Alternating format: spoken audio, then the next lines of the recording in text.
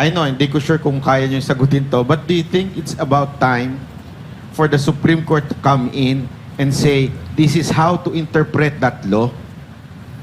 With utmost due respect, I refuse to do that because I am an officer of the court. Siguro ito na lang. Yes, sir. You are confident na sa Monday, mag-decide ang korte in your favor? Hindi pa. Kasi they already decided 9-6. What we are just awaiting TRO is yun, sa TRO pa lang yun. What we are awaiting on Monday would just be the written order na. So written order, we would know already the details, Written order ng TRO Oh is yes, what he written means. order on the TRO issue. Yung, hindi pa ito main case ha. Yung sa provisional remedy pa lang. So makikita na namin, ma-study na namin ni Jimmy, mga associates ko, yung mga rason bakit na-deny yung aming TRO. Pero malaki palang problema natin sa bansa, no? Paano kung Malaki. gago talaga yung executive? Sorry pero...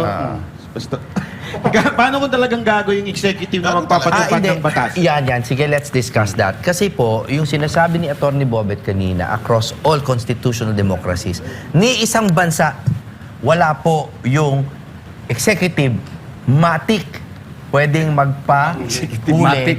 I like the word. na matik Executive lang. matic. Oh. No? Walang ganon. Kasi kahit gaano ka makapangyarihan, basta constitutional democracy, we're not talking about the other forms of government, ha? Sa demokrasya, dadaan pa rin. Kahit si Trump ka pa na ganun kalakas, idaan mo sa korte yan. What the administration and its supporters are proposing now is a very dangerous idea, which is, bibigyan ng kapangyarihan ang executive magpatapo ng kahit sino, hindi dadaan sa judicial review. Can you imagine the consequences? And look at the absurdity. Kapag ikaw, Banat Bay, may kinasuhan ka dito, may gusto kang padampot, o kaya kahit gobyerno may gustong padampot, based on a local charge, kunyari drugs, dadaan pa sa piskal yan, di ba? May preliminary investigation, di ba? May sagutan, ifa-file sa korte, titingnan ng korte kung may second probable cause, kasi yung una sa piskal, kung may probable cause dito, under yan. Tama? Basta, mahabang proseso yan. Ang haba, di ba? Hindi ko nga ma-explain dahil masyadong maiksi ang oras natin. Pero kapag sa ICC, walang ganun. Can you imagine the absurdity of that na di ko type yung mukha nito I-crimes against humanity ko kaya yung pagmumukha nito. Attorney, sabi kasi nung nag-interview sa yung Bastos, tawag dito, hindi daw kaya ng korte natin. Sabi ng DOJ, yeah, that's a kaya very pumasok dangerous daw tong yung ICC. Pero bakit pag si Bong Revilla, kaya nila? Bakit kapag sila Pangulo, sila Enrile dati, kaya nila? Di ba? Sila Jinggoy, kinasuhan nila. That's Bakit yun dangerous, kaya ha? nila? Yung hindi kaya daw? Oo, yes. It is a proclamation based on nothing.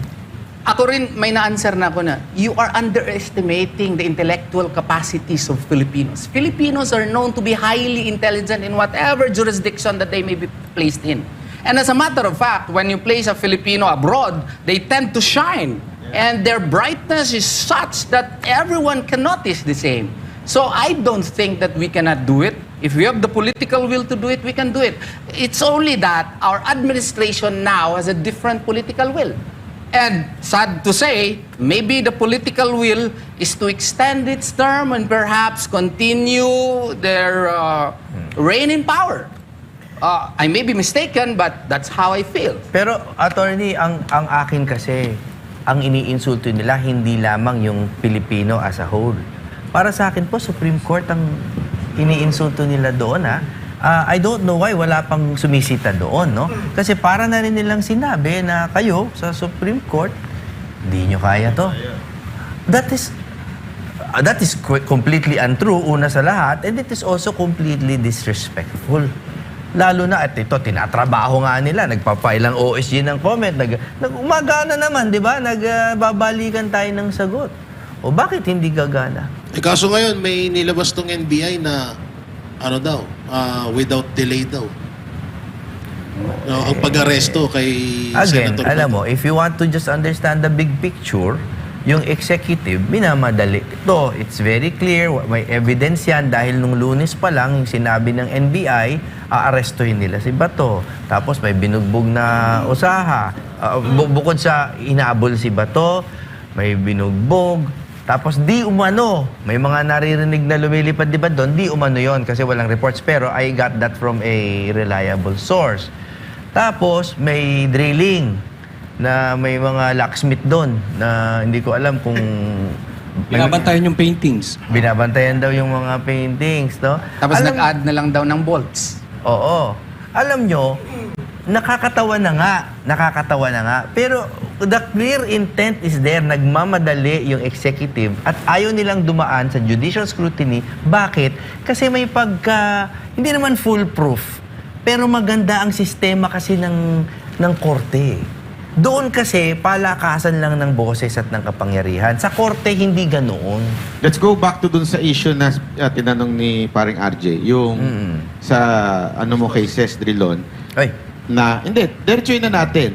Sinasabi kasi nila, humingi siya ng backup mula kay Ed Lingao.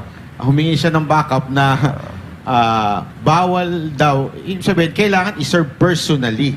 Mali daw yung sinasabi mo na Hindi. ibigay sa abogado.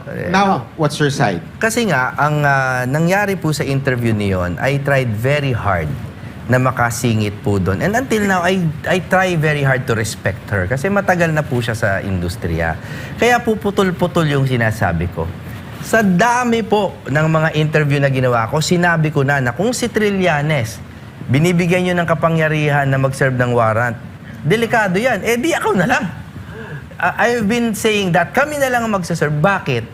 Kasi hindi naman ito local warrant.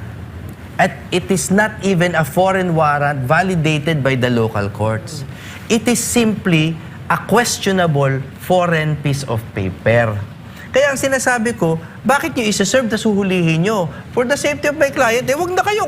Kung pwede rin lang si Trillanes, ako na lang.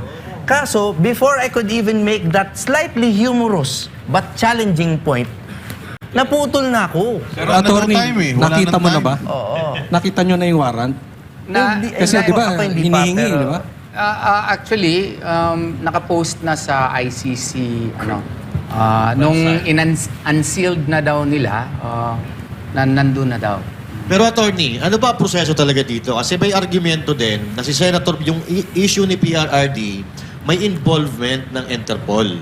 Etong kay Senator Bato de la Rosa, walang involvement ng Interpol Ano ba talaga yung proseso? Sa simpleng paliwanag, from ICC, mapupunta sa Interpol, then PCTC, then what's next? And then after PCTC, sa aming pag-understanding na, and if it is processed already, then they can, transpose it, inform the different law enforcement agencies. Doon kasi at that time, in May 11, wala pa yung nagawa. Oo. Kaya nga, I would lawyer for my very good friend and my law partner. At that time, may punto talaga siya. Because in the first place, we do not have the procedural mechanism Wala nga nga. and in the Philippines as to how to serve the said warrant of arrest. Yun nga. So, kumbaga, how can it be that a private person would serve a warrant of arrest when there is no proof that he has been deputized by the ICC to serve such warrant of arrest? Has he been appointed as a sheriff of the ICC? There is no proof of that. Attorney, i-follow ko lang sinabi niya, yung so pag binigay na dun sa Interpol, okay na ba yun? Hindi, PCTC pa. Okay. PCTC. Supposedly, ang aming argumento doon, yung PCTC, kasi nga, yung foreign divorce decree nga, pinapapasa pa natin doon sa RTC for petition for confirmation of foreign judgment. Okay? So, ang sa amin doon, it would be the job sana if there is a procedural mechanism, suggestion namin, idaan yan sa local court ng PCTC. Idaan yan kay para ipa-confirm muna, and even if we will be quarreling as to what will be the procedure. And why will be quarreling as to what will be the procedure? Kasi nga, hindi kayo nagbigay ng procedural mechanism as to how to effectuate surrender, di ba? Kung i-follow natin yung hindi namin nare-recognize under Article 59, shortened version yun. tatlong questions lang yun. Is this the person who is the subject matter of the arrest? No? And second process, nakalimutan ko, ang third, has his rights been respected? Shortened process yun. Pero kung yung ini-insist namin that it has to be transformed into a local warrant of arrest, long process yun. So yung PCTC is a court. No, No. it is an executive agency which is tasked to handle Transnational crimes. transnational crimes. From there, kailangan pa dumaan ng court. Yes. Sa aming sa version, inyong, sa aming Hindi. side. Tsaka pati sa regulations ng ICC, nakalagay yun na kung ano man yung transnational crimes sa division nyo dyan sa bansa nyo, dadaan pa rin yan sa competent judicial authority. In accordance nga with national laws. Kung in accordance with national laws, how do we determine probable So sa tingin cause ninyo, here? attorney, kung gagawin ito ng gobyerno ngayon, yung proseso na sinasabi ninyo, di parang umamin na sila na mali yung ginawa nila kay Pangulong Duterte noon. Yun. Siguro. Napakagandang point niyan.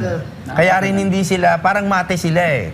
Kasi pag ginawa nila, biglang mali yung kay Duterte. So mali void naman ngayon talaga. yun. Sa akin palagay, mali talaga yung kay Mali Tatay naman Digong. talaga yan. Mali talaga yung kay Tatay Digong. In whatever constitutional democracies yan, yun pa lang ang first time na ginawa yun na hindi dumaan sa korte ng local court. Kaya nag-file kami ng kidnapping Which is Pending pending ngayon pa yan. sa ombudsman. Oo. And I'm hoping na at least meron man lang resolution nun. Pero in fairness, ni-require naman yung kabila to answer na. Yun nga lang, nawala si Sir Boying Rimulya as one of the respondents based also on the order of the ombudsman. So paano tatakbo yung isa? Ang galing, no? Ang galing talaga. Oo nga. Alam mo, Natanong naman ako. Kasi medyo kinakabahan na ako eh. Alam niyo naman, di ba? Oo.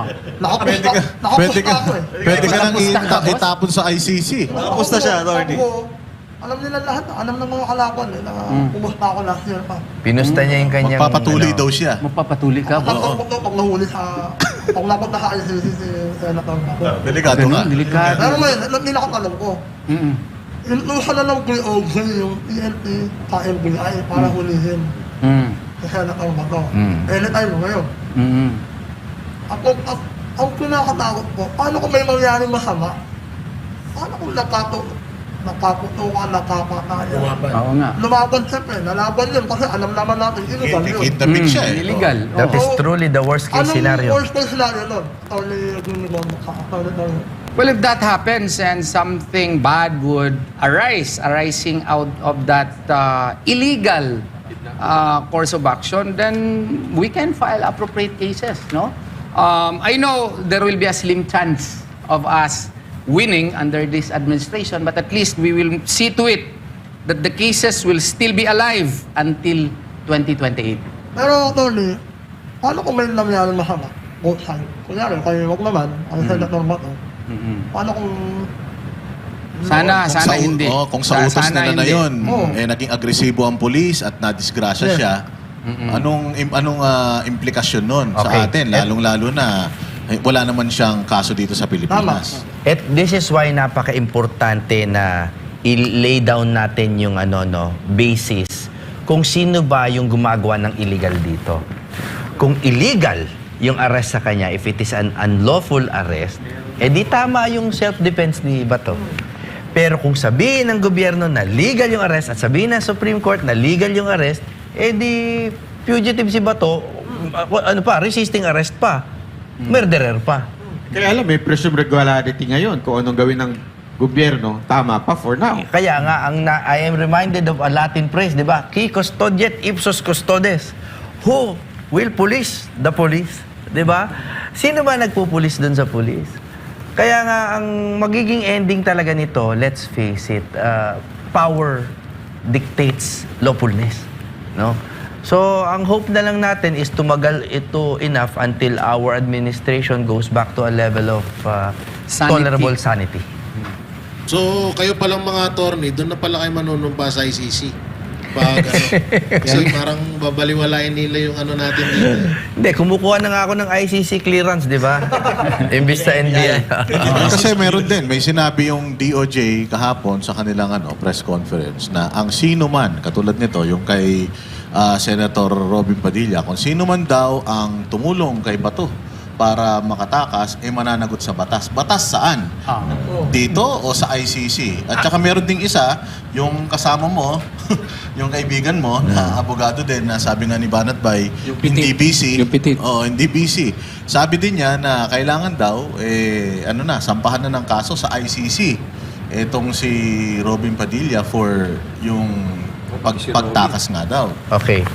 Bago sumagot si Atty. Torion, I'm sure he has many thoughts. Pero sana po, yung mga kababayan natin, nakikita na po. Sana po, nakikita na ninyo kung gaano ka gulo na at kung gaano ka walang batas na, walay balaod. No? Oh, good. Wala na talagang mangyayari sa Pilipinas kapag nangyari yan. Magkakagulo na, and that is a precursor to baka magka-civil unrest na, which we don't want, which nobody wants. Kasi kumbaga, pagdating sa point na yun, magsasakitan na tayo niyan. No? And I really don't want that to happen. Pero Well, what do you think is the solution? as to the solution, only Allah subhanahu wa ta'ala can really guide us, no? And we need more prayers because I'm afraid if I will speak out my mind, a sedition case might be filed against me or Hindi other kaya, cases. attorney, masingit ko, ang solusyon dito, magdesisyon na ang korte. Kasi Malaking may side bagay. kayo, may side sila. Kanya-kanya tayong side. Sino magde-decide? Hindi dapat yung korte. Ang tataka ko, bakit medyo matagal? Kasi ilang PRRD pa yung matatangay bago sila magde-decide. Ako nasasagot, hindi sila pwedeng sumagot doon.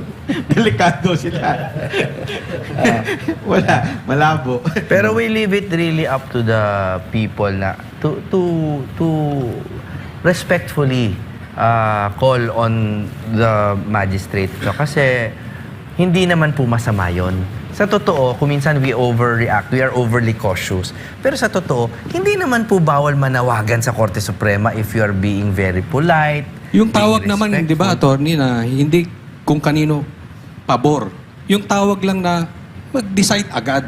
Oo, and many people have done that. Hindi naman sila nakasuhan. Kami lang, out of a restraint, no? Siyempre, hindi na namin gagawin yan. Pero, of course, people can do that. Ang gusto ko lang i-add dyan, specifically with respect to the good Secretary of Justice, no?